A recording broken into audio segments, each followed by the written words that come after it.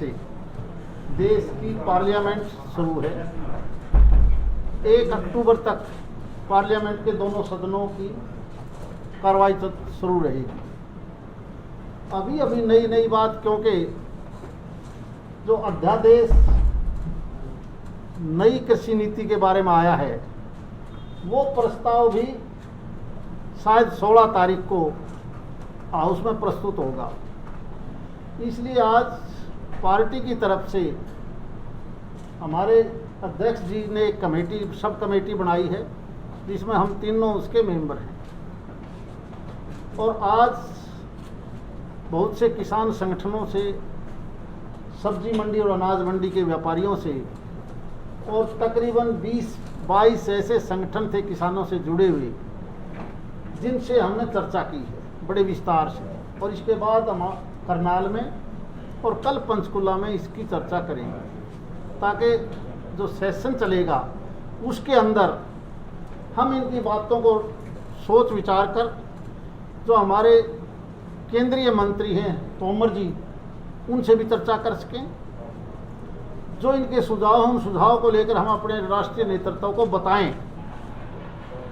कई चीज़ें ऐसी हैं जिनकी गलतफहमियां हैं, उनको हम दूर कैसे कर सकते हैं। और आज के माहौल से हमें लगा कि केवल लोगों को असल बात का पता नहीं है, जैसे जैसे पता चलता है तो वो सोच मानने के लिए तैयार हैं कि हमें बताया नहीं गया। इसलिए आज की मीटिंग रोहतक में और इसके बाद करनाल में, और कल जैसा हमने बताया कि पंचकुला में होगी। मुझे उम्मीद है कि हरियाणा प्रदेश का किसान, क्योंकि देश के प्रधानमंत्री माननीय मोदी जी की एक सोच है कि हम किसान की आमदनी दुगनी करना चाहते हैं, और दुगनी करने के लिए ये नई पॉलिसी लेके आए हैं। जो भी और सुझाव आएंगे, उन सुझाव के मुताबिक हम केंद्रीय नेतृत्व को बताएंगे। आज की मीटिंग का सिर्फ इतना ही मकसद है। क्या सुझाव दिए हैं किसानों ने, क्या सुझाव दिए हैं? हाँ जी, आज सबसे बड़ा इशू, मेजर इशू अध्यादेश को लेकर या किसानों की समस्याओं को लेकर सबसे बड़ा इशू क्या आया?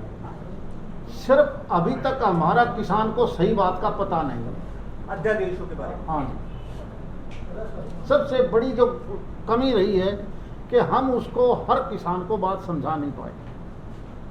क्योंकि जब भी हमने इनसे बात करी है तो वो अपना आप समझ गए कि इस बात का हमें नहीं पता था। सांसद महोदय, फिर ये केंद्र सरकार की कमी रही या प्रदेश सरकार की? इतना बड़ा बवाल हो गया, आप अध्यादेश ला रहे हैं, लोगों को पता नहीं है, तो कमी कहाँ है? अभी तो केवल अध्यादेश है, प्रस्ताव तो जैसा मैंने बताया ना 16 तारीख को आएगा। उसमें क्यों नहीं समझा पाई सरकार? क्यों नहीं समझा पाई? ये तो देखो, कहीं ना कहीं पब्लिक रिलेशन का भी काम है, मीडिया का भी काम है, प्रिंट मीडिया का भी काम है, सभी साथियों का है। जिसको भी फायदा होना है, उस कंज्यूमर का भी फायदा है, उस किसान को भी कहीं ना कहीं। आजकल हर चीज़ क्योंकि ऑनलाइन होगी। दूसरी जो सबसे गलत बात क्या हुई कि आज हम जाके गांव में किसान को समझाने में कोविड की वजह से नाकामयाब है। कोविड ना होती तो हम पब्लिक में जाके अपनी बात रख सकते थे। कोविड की वजह से ये जो डिस्टेंस वाली बात आई, उससे ये दिक्कतें आई। किसान का और विपक्षी पार्टियों का मूल रूप से ये कहना है कि जो ढर्रा चला रहा था, मूलचूल जो इसमें जो व्यवस्थाएं थी, उनको सरकार तोड़ मरोड़ रही है, और उसमें जो व्यवस्थाएं हैं जो गड़बड़ा जाएंगी। अच्छा, आप ईमानदारी से बताइए, 70 साल पहले का हिंदुस्तान तो अब नहीं हो सकता। हम बहुत आगे बढ़ रहे हैं। जहाँ साइकिल नहीं थी वहाँ गाड़ियाँ आ गई, जहाँ बिजली का हम कभी नहीं देखते थे। हमने जब 71 में मैट्रिक करी, हम तो दीवा तर लालटन तलक पर जा करते, तो क्या अब ये कहेंगे हम तो वही चाहिएगा? नहीं। सांसद जी, अध्यादेश में 4 बातें या 5 बातें ऐसी क्या नहीं है जो आप बता रहे हो कि किसानों की गलतफहमियां जो दूर की जा सकती है? नहीं, 4-5 तो की जरूरत ही नहीं। 2 बात सबसे बात, मार्केट के अंदर भी किसान बेच सकता है, बाहर भी बेच सकता है, उसको एमएसपी मिलेगा। ये सर एमएसपी वाली चीज क्लियर कहाँ कर रही है गवर्नमेंट? ये क्लियर कर रखी है, नहीं कर, आप ऑनलाइन निकाल के देखिए। एमएसपी को लेके केंद्रीय मंत्री आपके स्पष्टीकरण नहीं दे रहे कि एमएसपी की गारंटी हम देंगे। बार बार लोग यही आज कुछों ने ये बात कही है कि भाई गारंटी की बात नहीं दे रहे, तो इसीलिए आज हमारी अभी 3 से 5 तक वर्चुअल मीटिंग होनी थी हमारी सांसदों की भी। अच्छा। और क्योंकि हम 3 से साहब के साथ, हाँ, अच्छा, तो हम कोशिश करेंगे कि समय निकल जाए और उनसे बात करें। तो आप उनसे मतलब ये कहेंगे कि हाँ, हम देखो पब्लिसाइज करिए। हम हर उन सभी किसान संगठनों ने जो इतने सुझाव दिए हैं, उन सुझाव को हम केंद्रीय नेतृत्व के सामने बिल्कुल रखेंगे। एमपी साहब, सबसे बड़ा मुद्दा था लाठीचार्ज किसान का, क्या इस मीटिंग में हैवी रहा? क्या किसानों ने ये मुद्दा उठाया? क्या आपने उनकी बातें सुनी? देखो, सिर्फ एक दो आदमी ने उठाई थी, बाकी किसी ने नहीं उठाई। अच्छा सांसद महोदय, आपने इशारा किया कि इसको गवर्नमेंट समझा नहीं पाई, यानी कि आपका कहना है कि ये तीनों अध्यादेश सही हैं, तो ये जो बवाल कर रहे हैं लोग कौन हैं? मैं क्या कहता हूँ, कोविड की वजह से हम अपने आप में इतना पैनिक हो गया सारे देश में कि किसी भी गांव में, किसी खेत में जाने के लिए कोई तैयार नहीं था। वो तो ठीक है, आप और हम सब डरे हुए थे। ये कौन है लोग जो बवाल कर रहे हैं? अरे, एक किसान है, किसान बड़ा बड़ा है, आप इसको ये मत समझिए। किसान बेचारा खेती करता है, उसको आप कहोगे तो वो मानता है कि भाई ये बात सही ना हो, बहका लिया। वो तो आप देखो उस शब्द को क्या यूज करोगे। एमपी साहब, आप किसानों की आवाज पहले भी उठाते रहे हैं। हाँ जी। क्या लगता है कि लाठीचार्ज करना कितना उचित था, कितना सही था? क्या ऐसे उद्घाटन कर दिया? केवल वहाँ ने कहीं पर भी क्राइम करना, कहीं पर लाठीचार्ज करना, हम उसको उचित नहीं मानते। ऑफिशियल प्रतिक्रिया क्या रही है? ऑफिशियल का हमें, क्योंकि देखो लॉ एंड ऑर्डर का देखना प्रदेश सरकार का है। आज हमारा काम है, हम दोनों दिन मिलकर किसानों की जो समस्या है, जो किसान अपना सुझाव देना चाहते हैं, उनको हम केंद्रीय नेतृत्व को बताएं ताकि सेशन चलने से पहले पहले उसमें कुछ सुधार हो सके। गृह मंत्री कह रहे हैं कि लाठीचार्ज नहीं हुआ। जी, अभी जब एमएसपी जब मिलता है तो तय मानकों के आधार पर मिलता है कि ये मानक होने चाहिए। अगर कोई फसल प्राकृतिक आपदा की चपेट में आ जाती है तो सरकार तो खरीद सकती है इसको, क्योंकि जन कल्याण का काम होता है सरकार का, लेकिन कंपनी का तो ऐसा नहीं होता।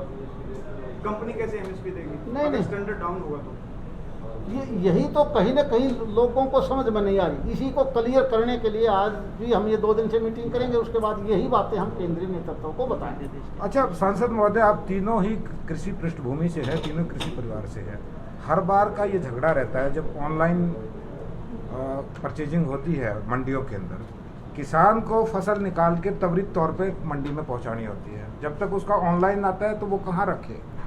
ये सारी समस्याएं किसान के सामने है, सरकार उसको सोल्व नहीं कर पा रही है। देखिए, इस बार हमने मंडियों की तादाद बहुत बढ़ाई, और आप देखोगे कि 15 दिन के अंदर अंदर, चाहे वो सरसों की बात थी, गेहूं की बात थी, जैसा खेत में से आप 15 दिन में आपको मंडियों में अनाज नहीं मिला। एक आध जगह तो मैं कह नहीं सकता, लेकिन मंडियों की ज़्यादा मंडी बनाने की वजह से हम बहुत फास्ट चले। इस बार ये कहीं नहीं आई कि वारदाना नहीं है।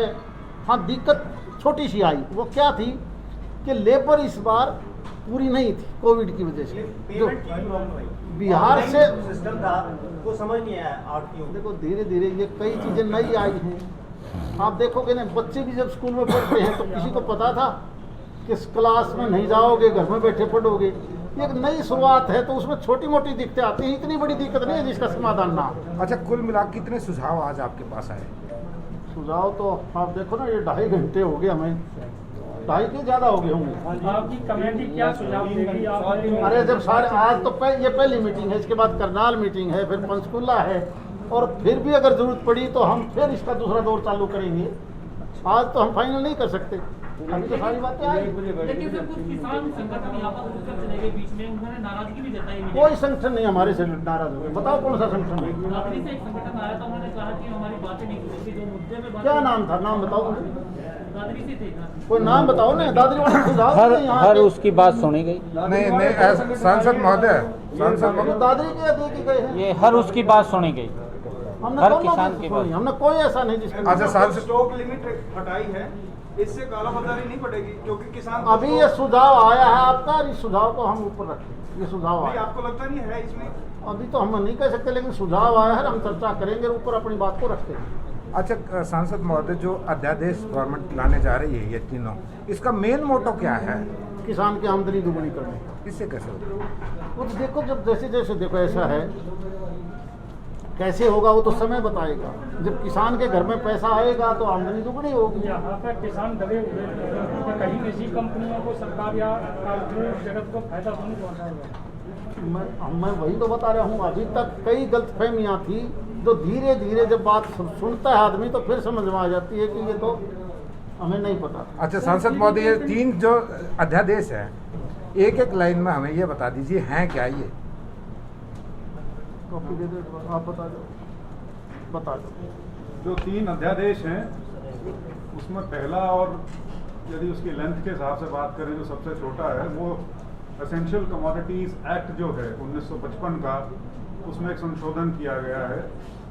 पहला ऑर्डिनेंस वो है, और उस ऑर्डिनेंस का मुख्य बिंदु वो था जो भी एक पत्रकार बंधु ने उठाया था कि कृषि से संबंधित जितनी चीज़ें हैं उनको एसेंशियल कमोडिटीज से हटा दिया गया है। मतलब ये कि उनके ऊपर बंदिश नहीं रहेगी उनको स्टॉक करने की, जब तक या तो कोई आपदा ना हो या कोई जंग ना छिड़ जाए या इस तरह की कोई भी इमरजेंट सिचुएशन यदि ना हो तो उस पर कोई बंदिश नहीं रहेगी। सबसे पहला है ये। दूसरा है farmers produce trade and commerce facilitation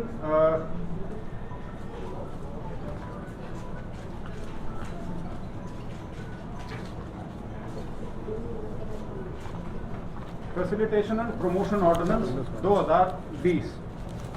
इसका जो मुख्य उद्देश्य है वो है कि किसान को पहली बार एक सही मायने में एक आज़ादी या एक छूट दी जाएगी कि वो अपनी जो उपज है उसको वो खुले बाजार में उसको बेचने की कोशिश कर सके। उसके ज़रूरी नहीं है कि उसको जो निर्धारित मंडी है, जो हमारे APMC एक्ट के तहत जो मंडियां जो स्थापित हुई है, कि वो उसमें आकर ही बेचे। यदि वो चाहे तो किसी भी प्राइवेट पार्टी को वो मंडी के बाहर उसको बेच सकता है। मुख्य बिंदु उसका ये है। और तीसरा जो ऑर्डिनेंस है वो है farmers empowerment and protection agreement on price assurance and farm services ordinance 2020। ये मुख्य तौर पे कॉन्ट्रैक्ट फार्मिंग जो है उसका एक यूनिफॉर्म फ्रेमवर्क पूरे देश के किसानों के लिए एक उसमें लाया गया है, जिसमें वो किसान जो इच्छुक है किसी प्राइवेट पार्टी के साथ, किसी कॉरपोरेट के साथ, और इसमें किसान में उसमें FPOs भी आते हैं, उसमें एग्रीकल्चरल कोऑपरेटिव सोसाइटीज भी आती हैं, वो यदि चाहें तो एक एग्रीमेंट के तहत, एग्रीमेंट जो एडवांस में होगा उसके तहत एक समझौता करके अपनी फसल का मूल्य निर्धारण, उसकी क्वांटिटी, क्वालिटी, उन सब का निर्धारण करके वो एक एग्रीमेंट कर सकता है किसी इन्वेस्टर के साथ, किसी स्पॉन्सर के साथ या किसी थर्ड पार्टी के साथ उस फसल को आगे बेचने का एक निर्धारित मूल्य के ऊपर। मुख्यतः ये 3 ऑर्डिनेंस हैं, और जैसे आप देख सकते हैं कि तीनों ऑर्डिनेंस एक दूसरे के पूरक हैं। एसेंशियल कमोडिटीज एक्ट में जो प्रावधान किया गया है, अमेंडमेंट जो किया गया है, या ये जो 2 नए ऑर्डिनेंस जो हैं, ये तीनों के तीनों एक सूत्र से बंधे हुए हैं। इसमें मुख्यतः कोशिश ये की गई है कि अभी तक कृषि में जो खास तौर पे 1960 के दशक से जो ग्रीन रेवोल्यूशन की जो एक हमारे यहाँ मुहिम चली थी, जिससे किसान बहुत लाभान्वित हुआ था, उसका कहीं ना कहीं अब ये नज़र आना शुरू हो गया है कि वो एक स्थिरता पे आ गया है। और यदि उसको आगे ले जाना है, यदि कृषि में इन्वेस्टमेंट आ सके, यदि कृषि में जो मार्केटिंग का एक जिक्र बार बार आज इस मीटिंग में हुआ कि जो एग्रीकल्चर प्रोड्यूस है उसकी मार्केटिंग शायद ठीक तरीके से नहीं हो पाई, तो मार्केटिंग के क्षेत्र में बेहतरी हो सके, उसकी प्रोसेसिंग में नई नई यूनिट्स लग सकें, और अल्टीमेटली कंज्यूमर तक एक प्रोड्यूस जो है वो पहुंच सके, तो ये सारी चीज़ें इन 3 ऑर्डिनेंस के माध्यम से एक स्ट्रक्चरल रिफॉर्म, मूल चूल रिफॉर्म, जिसको ढांचागत जिसको रिफॉर्म कहते हैं, उसका प्रयास किया गया है। ये सिर्फ कोई 1-2 बिंदुओं को छेड़कर उसमें कहीं कोई चीज़ बढ़ानी या घटानी, सिर्फ वो नहीं है इसकी मंशा। इसकी मंशा ये है कि आने वाले समय में किसान को लाभ मिल सके उसकी फसल का, उसे उपयुक्त मूल्य मिल सके उसकी फसल का। ये इन अध्यादेशों का मेन मकसद है। और ये चीज़ मैं स्पष्ट करना चाहूँगा, क्योंकि सबसे बड़ी भ्रांति जो है वो ये है कि क्या मंडी व्यवस्था खत्म हो रही है, क्या मिनिमम सपोर्ट प्राइस को विड्रॉ किया जा रहा है। आज के दिन जो अध्यादेश मैंने ये पढ़े हैं तीनों, मैं स्पष्ट तौर पे कह सकता हूं, ना तो मंडी व्यवस्था खत्म की जा रही है, ना मिनिमम सपोर्ट प्राइस खत्म किया जा रहा है। जो व्यक्ति प्राइवेट में ना जाकर मंडी में आकर अपना सामान बेचेगा, गेहूं, पैडी या वो सारी दूसरी चीजें जिनके ऊपर मिनिमम सपोर्ट प्राइस मिलता है, उसके लिए वो सुविधा जो आज है वो कल भी होगी। धन्यवाद। सर, जयेंद्र जी, आप चुनाव के नाती हैं, चुनाव में हमेशा ही जो किसानों की आवाज उठाई है। क्या लगता है कि जो अधिकारी लाठीचार्ज में शामिल है उनके खिलाफ तो कार्रवाई होगी? ये मुद्दा उठाओगे सेक्टर। अच्छा जी, बहुत बहुत धन्यवाद। धन्यवाद। हाँ?